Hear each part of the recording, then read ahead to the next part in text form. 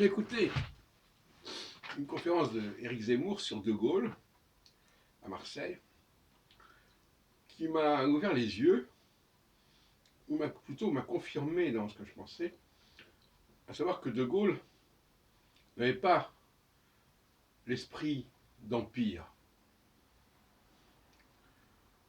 Et il avait peur de la démographie algérienne. Et s'il a renoncé à l'Algérie, parce qu'il est responsable en grande partie du renoncement à l'Algérie, c'est parce que, au fond, il ne voulait pas avoir les Arabes sur le dos. Il ne voulait pas une France, à terme, où il y aurait autant de musulmans que de chrétiens. Ça, c'est un côté un peu chrétien. Il n'avait pas compris que, dans une démarche impériale, on ne peut pas tout avoir, hein, une démarche impériale, eh bien, il y a plusieurs populations qui doivent coexister, plusieurs religions qui doivent exister. D'ailleurs, c'était le principe depuis 1830. De toute façon, si on a annexé ou occupé des pays où il y avait beaucoup de musulmans, ben, c'était assumé. On ne peut pas avoir le beurre et l'argent du beurre. Et on savait que garder l'Algérie, c'était faire de la France une puissance importante, ne serait-ce que sur le plan pétrolier, etc. Mais même ça n'a pas été bien négocié à Evian. Et il s'est reporté sur... c'est vrai qu'à l'époque, on avait ouvert la voie à l'Europe, à l'Union européenne. On avait créé l'Europe des six, marché commun. Et bon, ben voilà.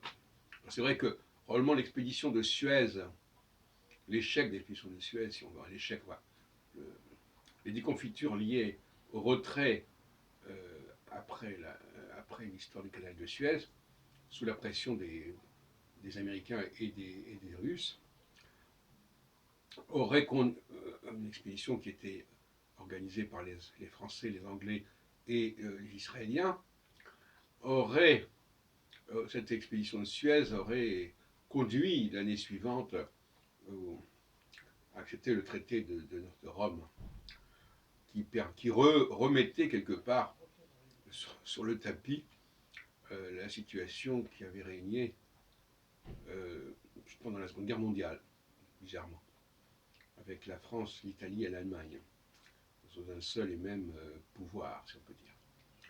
Et donc finalement, toute la question est de savoir, c'est toute la lutte entre les gens qui sont axés vers une sorte d'unité, uniformité, je veux dire même plus, uniformité nationale, et ceux qui sont disposés à la diversité religieuse ou autre. Parce que paradoxalement, le principe même de laïcité permettait justement d'intégrer les populations ayant des religions différentes. Il faut dire les choses comme elles sont. On ne peut pas. Alors, donc, non seulement on met en place la laïcité, mais en plus, on ne profite pas de cette laïcité pour intégrer des populations extrêmement diverses. Ça encore, c'est une erreur de Gaulle. Mais on ne se corrige pas, De Gaulle n'était pas, pour employer le vocabulaire astrologique de l'ASP, n'était pas saturnien mais jupitérien.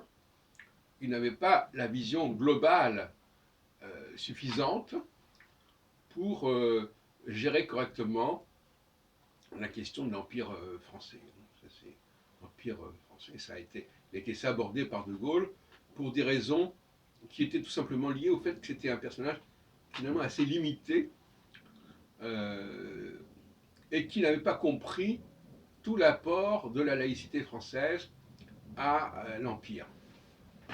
La laïcité française devait normalement protéger, devait relativiser complètement la question religieuse. C'était ça le principe.